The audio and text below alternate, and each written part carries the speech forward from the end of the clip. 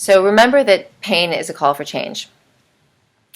And when we have this kind of mental anguish, which a lot of people are walking around with, you may or may not have to a certain degree, um, it's the same language of life communicating the change is needed.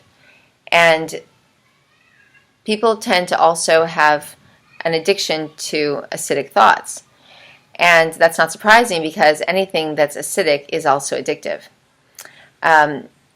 So what you end up happening is you have this mental terrain that becomes really hospitable, really supportive to the mental equivalent of rogue bacteria, of pathogens. And you can call those entities if you want. That's basically what they are.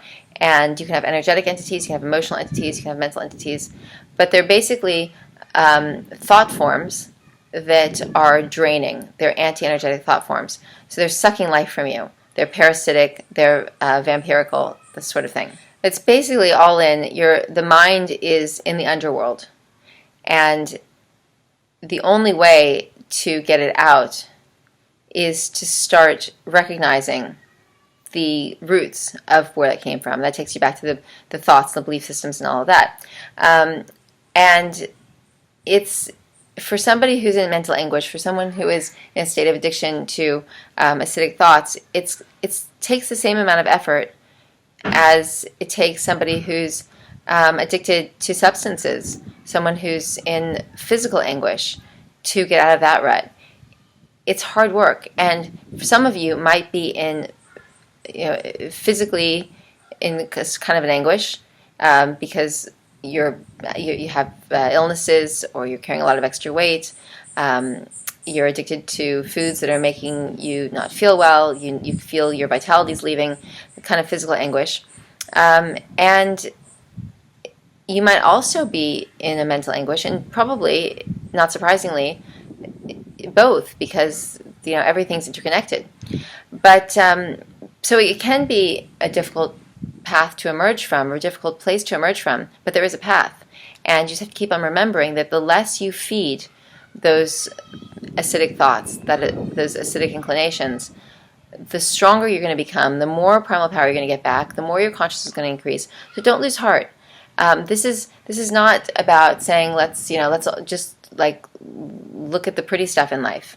Not at all. The reason we're here is because it hasn't been pretty. It's because the cultural conditioning has created anguish, and all of our fields are crying out, it's not working, we're not connected to that which we're supposed to be connected to. The network is broken down, it's blocked, it's cut up, it's been impacted, we've lost our minds.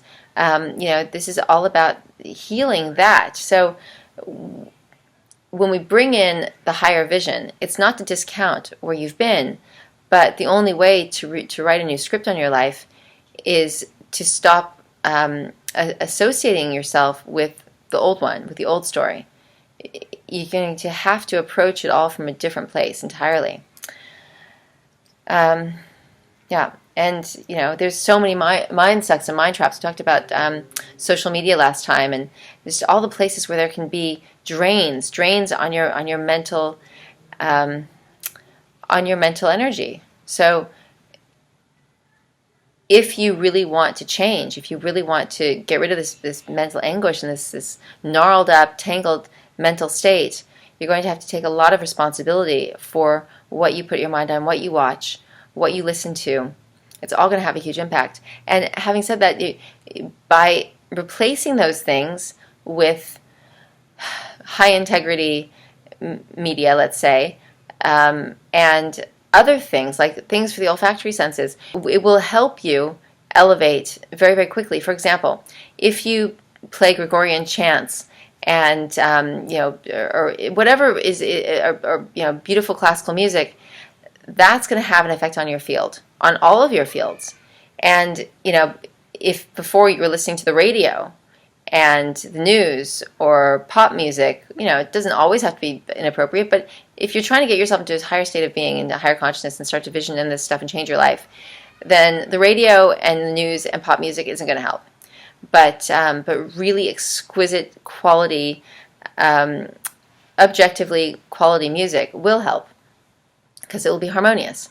And same thing with essential oils. They will just filling your olfactory senses, not to mention what they'll do when they penetrate your skin and work on your bloodstream, but they will elevate you. What you see, surrounding yourself in beautiful things and beautiful places, make that space sparkle, make it reflect everything that you want to feel, everything that you're visioning, everything that you really value. Make it a space of primal power.